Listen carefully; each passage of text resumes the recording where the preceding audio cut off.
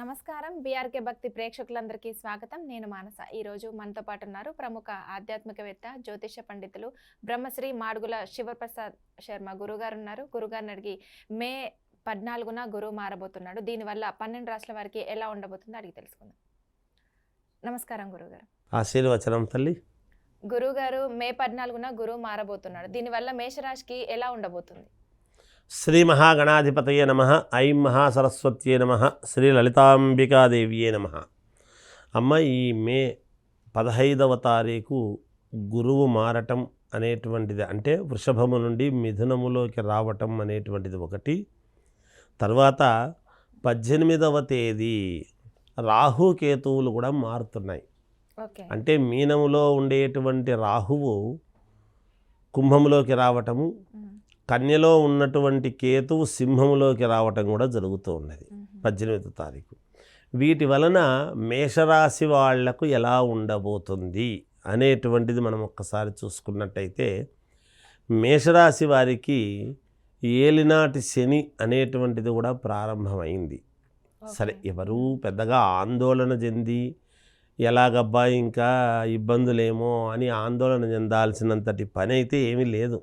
కానీ ఏలినాటి శని అనేటువంటిది ప్రతి వాళ్లకు వస్తుంది. అయితే వచ్చినప్పుడు మంచి చేసినాడు అంటే 2.5 సంవత్సరం ప్రకారంగా ఉంటుంది. వచ్చినప్పుడు వెంటనే మంచన్నా చేస్తాడు, లేదా చెడు చేసినాడంటే వెళ్ళేటప్పుడు మంచి చేస్తాడు. ముందు మంచి చేస్తే తర్వాత చెడు చేస్తాడు చివరికి అనేటువంటిది ఒకటి. అది విధానం, అది శాస్త్రంలో ఉండేటువంటి పద్ధతి. అయితే ఇప్పుడు మేషరాశి వాళ్లకు గురువు మారడం వల్లను, ఈ ఏలినాటి శని ప్రభావం వల్లను, రాహుకేతువుల యొక్క మార్పు వల్లను కొన్ని మిశ్రమ ఫలితాలుగా గోచరిస్తాయి. అంటే శుభాశుభ ఫలితములు సమానముగా ఉండబోతాయని, అశుభాలు శుభాలు అని ఫలితాలు.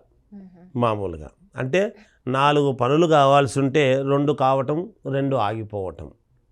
అవి ముఖ్యమైనవి అవుతాయా, ఏవో పనికిరాని పనులు జరుగుతాయా అనేటువంటిది వాళ్ళ లగ్న స్థితిని బట్టి, వాళ్లకు ఉండేటువంటి విధానాన్ని బట్టి, వాళ్ళు నడిచే నడవడికను బట్టి, వాళ్లకు వచ్చేటువంటి యోగాలను బట్టి ఉంటుంది. ఎందుకంటే లగ్నము కూడా చాలా ముఖ్యము కాబట్టి. కానీ రాశి ప్రకారముగా చూసుకున్నప్పుడు మాత్రము చిన్నపాటి ఇబ్బందులు, యథావిధిగా నడిచేటువంటి పద్ధతులు అన్నీ కూడా నడుస్తూ ఉండినా, ఎందుకంటే రోజు ఉద్యోగాలు చేసుకునే వాళ్ళు యథావిధిగా ఉద్యోగాలు చేసుకుంటారు, నెలకొచ్చే జీతాలు వచ్చేటువంటివి వస్తాయి, ఇవన్నీ జరుగుతాయి. కానీ తేడా ఎక్కడొస్తుంది అంటే అధికారుల యొక్క ఒత్తిడి కానీ, ఉద్యోగస్తులకు, వ్యాపారము చేసుకునేటువంటి వాళ్లకు వ్యాపారాలు ఉన్నట్టుండి సరిగ్గా నడవకపోవటము కానీ, మామూలుగా చిన్న వ్యాపారము దగ్గర నుండి పెద్ద వ్యాపారస్తుల వరకు కూడా ఏదో ఒక రకమైనటువంటి చిన్నపాటి ఇబ్బందులు కలగజేయటము కానీ, మనకు ఏదైనా ఒక పని మీద వెళుతూ మనకు రావాల్సినటువంటి డబ్బులు కానీ, నెలసరి చేసేటువంటి ఉద్యోగాలు చేసేటువంటి వాళ్లకు జీతాలు యథావిధిగా వస్తాయి. ఎక్కడ తేడా వస్తుంది అంటే వ్యాపారస్తులకు తేడా వస్తుంది. వ్యాపారం చేసుకునేటువంటి వాళ్లకు వీళ్లకు కొంచెం అనుకూలించక, ఏదో ఒక రకంగా వ్యాపారాలు సరిగ్గా కాక ఇబ్బందులు కావటము, వృధా ప్రయాసగా ఉండటము, ఇలాంటివి జరుగుతాయి.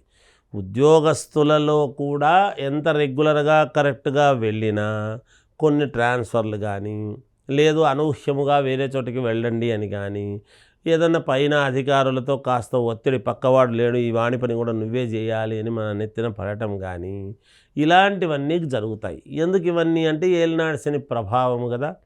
వృధా ప్రయాస, ముఖ్యంగా ఏలినాటి శని ఇచ్చేటువంటివి ఏమిటి అంటే వృథాగా తిరగటం, రావాల్సినటువంటి ఫలితాలు రాకపోవటము, దైవము యొక్క అనుకూలము. గురువు ఎప్పుడైతే మారుతున్నాడో, ద్వితీయము నుండి తృతీయంలోకి పోతున్నాడో, గురువు అనేటువంటిది ఎక్కడ అంటే మనకు భగవంతుడితో దైవం యొక్క అనుకూలత, ఆ దైవము యొక్క అనుకూలత తగ్గటము. అందుకే కదా శనేశ్వరుడు అంతటి వాడు పరమశివుణ్ణి కూడా నేను ఆక్షేపిస్తాను అనేటువంటి పరిస్థితి వచ్చింది.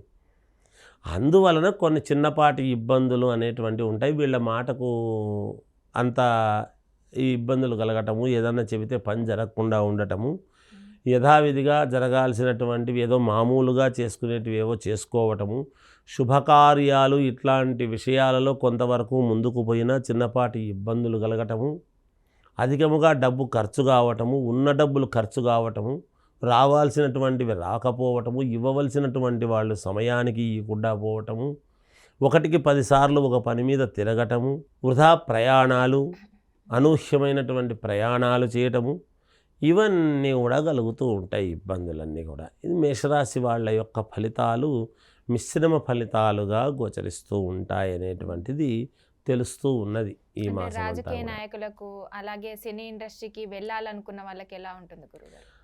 కొత్తగా సినీ ఇండస్ట్రీకి వెళ్ళాలి అని అనుకునేటువంటి వాళ్ళు సరే వాళ్ళ సౌకర్యం కొద్దీ వెళతారు, వెళ్ళంగానే అంతా రెడ్ కార్ పెట్టేస్తారు అనేది అయితే ఉండకపోవచ్చు. ఎందుకంటే ఇక్కడ ఉండేటువంటి దీన్ని బట్టి వాళ్ళ లగ్నస్థితిని బట్టి కూడా ఉంటుంది. రాజకీయ నాయకులు కొంచెం జాగ్రత్తగా అనుకూలం చూసుకొని ఆచితూచి అడుగులు వేయాల్సినటువంటి పరిస్థితులు ఉంటాయి ఈ రాశి వాళ్ళు. ఎందుకంటే ఇంతకు ముందు ఉన్నంత ఇదిగా ఉండదు, వీళ్లకు కొన్ని ఇబ్బందులు అనూహ్యముగా వచ్చి పడేటువంటి పరిస్థితులు ఉంటాయి రాజకీయాల్లో ఉండేవాళ్ళకు తల్లి. అది దాని యొక్క అర్థం. ఓకే, మేషరాశి వాళ్ళు ఎలాంటి పరిహారం చేసుకుంటే మంచి జరుగుతుంది అంటారు? ముఖ్యంగా ఈ రాశి వాళ్ళు ఈ మాసము పరిహారం ఏం చేసుకుంటే బాగుంటుంది అంటే, మామూలుగా నవగ్రహాలకు తైలాభిషేకం, శనేశ్వరుడి యొక్క ప్రభావం అనేటువంటిది ఒకటి ఉండినను, గురుగ్రహానికి సంబంధించినటువంటివి శనగపప్పు దానము చేయటము, దానాలు చేయటం వలన ఏమొస్తుంది అని అనుకుంటారు. దానము చేసినప్పుడు ఆ గ్రహానికి సంబంధించినటువంటిది ఎప్పుడైతే దానాలు చేస్తూ చేస్తూ చేస్తూ పోతామో, పూర్వకాలము అందుకనే ఒక నానుడి ఉండేది, ఇయ్యంగా ఇయ్యంగా దానము ఇయ్యంగా ఇయ్యంగా ధనము పెరుగుతుంది, భోజనాలు పెట్టంగా పెట్టంగా పెట్టంగా మనకు ఐశ్వర్యం పెరుగుతుంది అనేటువంటి పదాలు ఉన్నాయి. అందుకనే కదా ఇప్పుడు మనము ఉచ్చారణ రోజు మంత్రము మననము చెయ్యంగా చెయ్యంగా చెయ్యంగా మంత్రసిద్ధి పెరుగుతుంది. ఇలాంటివన్నీ ఊరికే చెప్పలేదు, ఏదో ఊరికే దానం ఇవ్వండి అంటే ఊరికే ఏదో దానం ఇమ్మన్నారు లేని ఇచ్చేయడం అట్లా కాదు. అందుకని గురువుకు సంబంధించినటువంటి యొక్క ధాన్యం ఏదైతే ఉందో ఆ ధాన్యము శనగపప్పు, శనగలు దానము చేస్తే మేలు జరుగుతుంది. 1.25 కిలో గురువారము ఇలా 4 వారాలు, ఈ మంత్లో ఎన్ని వారాలు ఉంటే అన్ని వారాలు దానం చేస్తే వీళ్లకు ఆ గురుగ్రహము వలన కలిగేటువంటి ఇబ్బందులు పోయి మేలు జరగడానికి అవకాశాలు ఎక్కువగా ఉంటాయి. ఈ పరిహారాలు చేసుకుంటే యోగదాయకముగా ఉంటుంది.